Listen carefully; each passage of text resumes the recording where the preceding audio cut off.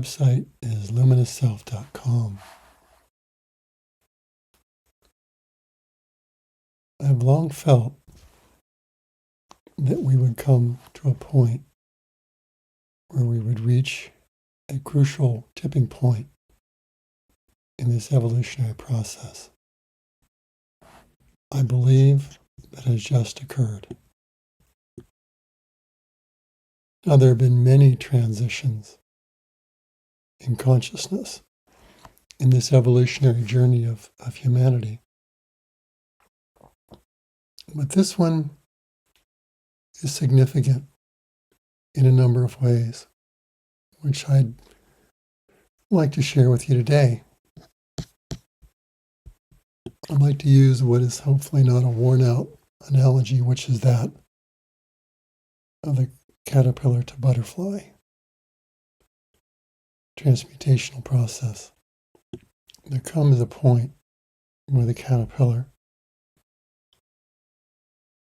reaches a critical threshold or tipping point where its life as a caterpillar comes to an end. That may be when it spins itself into the chrysalis and that old life is over. I believe that's what we've just come to as a species. We've been in the twilight year of humanity's third dimensional journey for some time. I think that probably began sometime in the 1980s, and the 2012 date was another key turning point.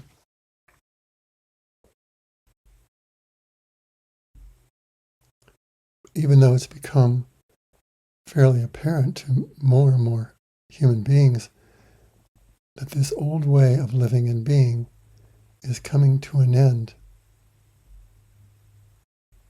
Many of the same old cultural, social, political, and economic systems have continued.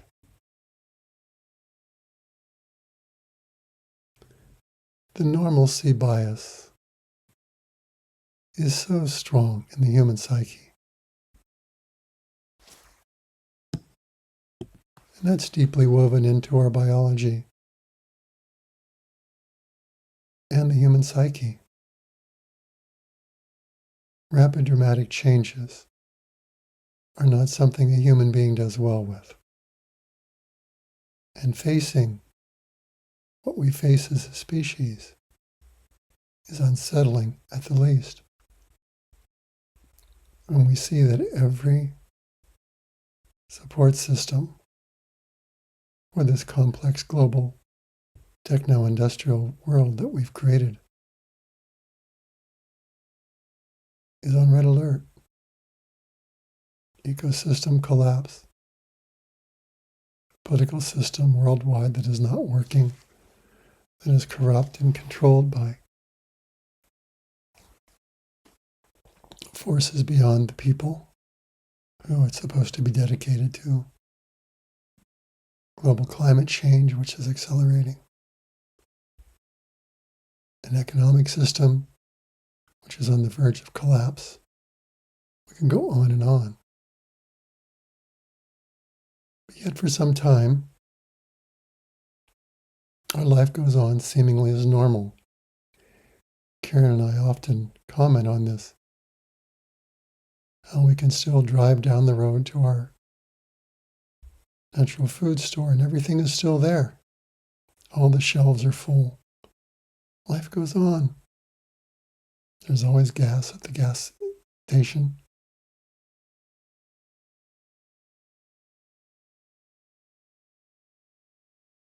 The social and cultural events continue. On and on it goes. All the while, I think many of us have known that this cannot go on forever. I think this really defines the tipping point that we've just reached. And it happens in the collective unconscious. When there's a knowing that the old is over and something new is going to happen. But it's first of all seen as a dying of the old, as a letting go of the hope or hopium that it would continue. And this results in, at first, tremendous fear and reaction. We've been able to see this growing, really accelerating with COVID. And now, with all the regional conflicts, Ukraine, Israel and Syria and Iran and all the conflicts there. But I feel we've crossed a Rubicon, possibly in the last week. And I'll quote some of the events that are occurring, which supports this. But in consciousness, it is that time when the normalcy bias is shattered and something happens in the collective unconscious when they know that it is over. It can't continue. It's unsupportable. It's untenable. And that's when you have revolution occur everywhere. And revolution is the movement of the dissolution and breaking down of the old crystallized order. And that has to happen as part of a transmutational change. Just like the caterpillar must go into that chrysalis and it must break down. It must dissolve. All the structures that were the caterpillar must cease to exist. Possibly the celestial triggering event was the blood moon in Pisces. We don't know. But this moment, I believe, has occurred. I became aware of reading a blog just recently of all the conflicts that have erupted. Nepal is in complete chaos. Government buildings, the Hilton, are burning. It's a tremendous uprising. The premier has left the country, and the order there has broken down. Israel has bombed nearly the entire Christian quarter of Gaza. Only 2 churches remain standing. In France, the government has collapsed. Prime Minister Francois Bayrou was ousted. And it appears that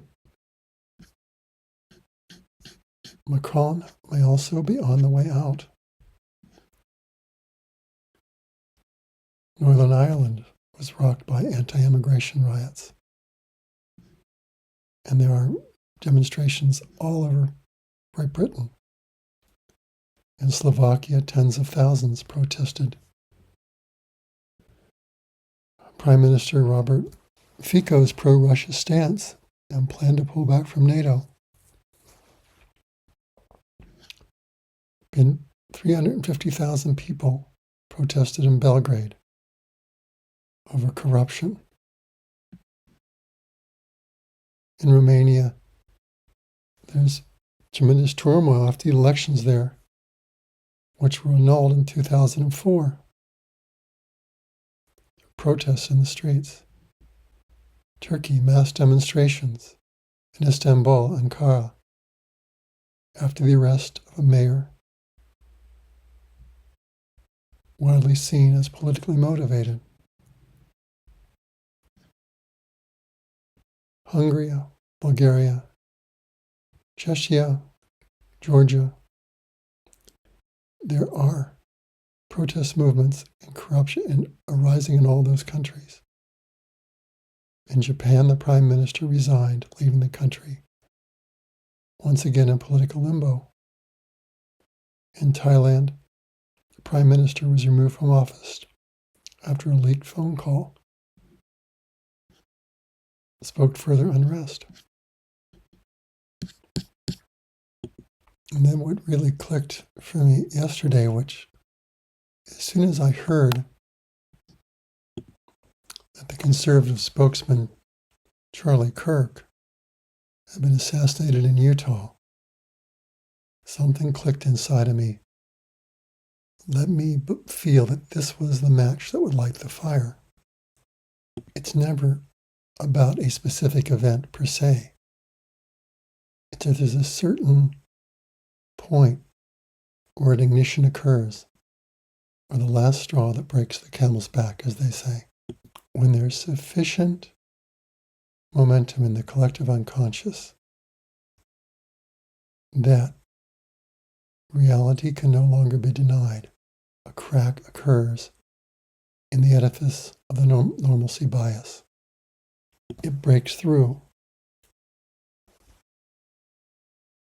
quickly and develops into a torrent in most cases. All the pent-up denial dissolves, and with it, the flood of fear arises and is so often projected to the seeming source that's out there. All around the world, we have seen the polarization of ideologies, belief systems, identities, conservative and liberal.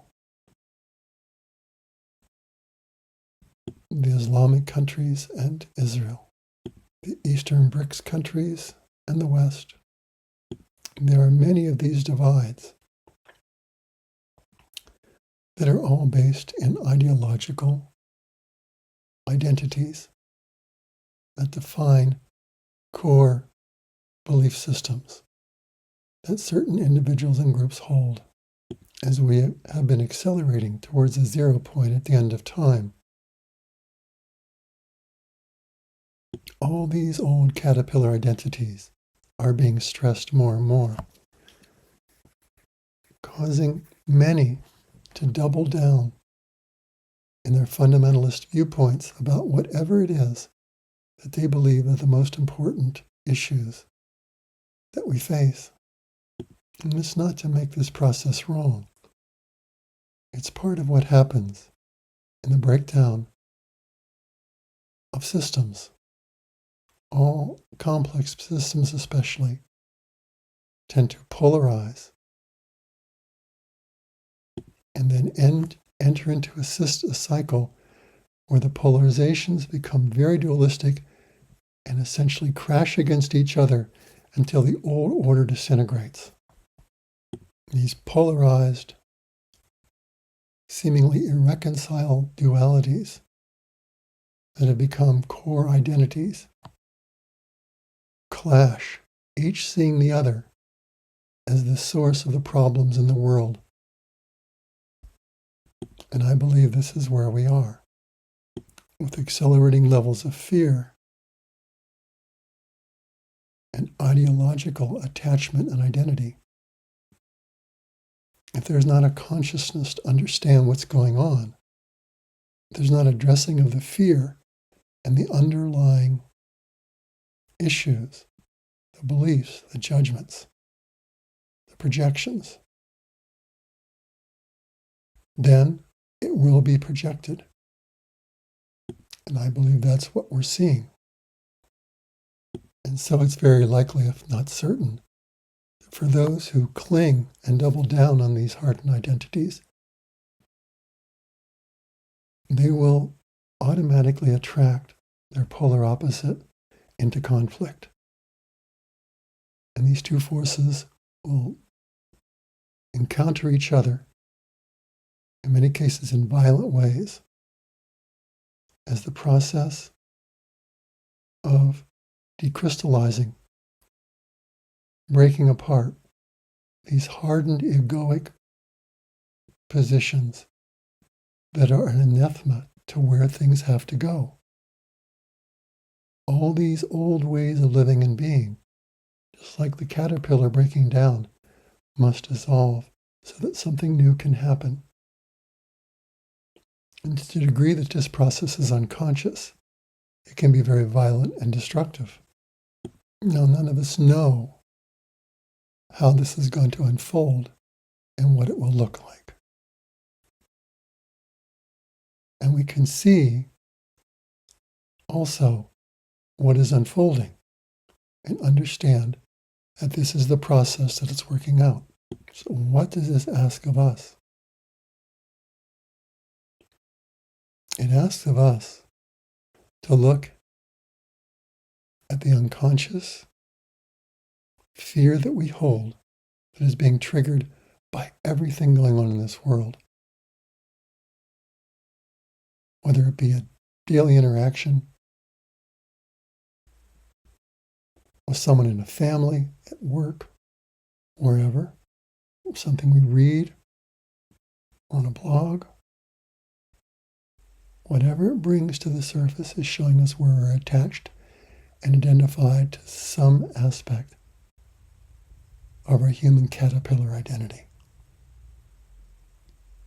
Where the 0 point is where we must pass through and beyond that, where we recognize and realize ourselves as eternal souls. And this human experience is but a fleeting journey. And that this body and all bodies in the physical world go. That this will end. And that all of our ideas about how it should be and ought to be need to be surrendered at the altar of our souls and the divine.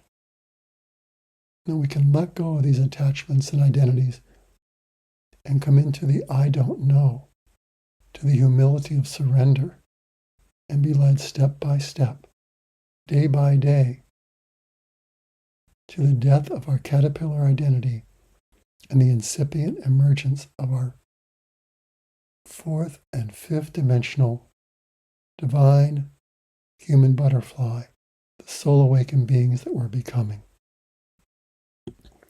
Those of us who are in that process consciously can be the imaginal cells to hold possibility for the breakdown of the old. We can become the still points in the middle of the storm, not getting caught in the dualities, in the projections, in the separation, not buying into the good and the bad and the right and the wrong. We can hold it all in the love and oneness of knowing that it is evolution occurring, guided by an infinitely wise, vast intelligence that is all loving. And despite appearances of the breakdown and sometimes violent means that this occurs, is still being part of something that is held in love and oneness, truth and light. In our work, we see people waking up faster, and all of their unresolved issues are coming up.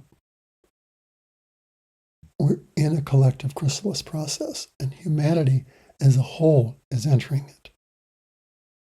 And those of us who have been in it must deepen in it and complete the process of dying to all of our old ways of being and emerging as something new that has never existed before. So I believe this tipping point has occurred, and we will not go back. And I think, if I'm correct, we will see the very rapidly accelerating breakdown of the world as we have known it on an outer level, on the level of everyday life in 3D. The social, cultural, political, economic, environmental underpinnings of this third dimensional world may rapidly fall apart now. But know that something will emerge. And there has to be the death before the rebirth. And it's that faith and trust in the process of life that always furthers itself in the end that will take us through.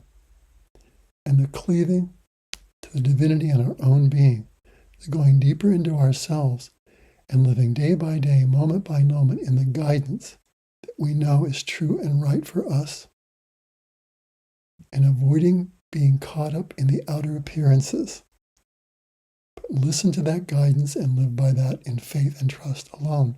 So it is time to go deeper within and to shed more layers of what we are not, and to become those imaginal cells that still point in the middle of the chaos. I heard just this morning that one still point can hold 1,000,000 points of chaos, allowing the transformation to happen in a more orderly, non-destructive way. I believe that is the calling of many of us. If that resonates, I invite you to join us. Karen and I are here to assist any of you in this chrysalis process of death and rebirth, of dying to what you were not and being born into yourself as a divine, luminous soul. We give all that we have and ask you to give back as you are guided. Do not hesitate to contact us. We are here for this and this alone. Much love and many blessings.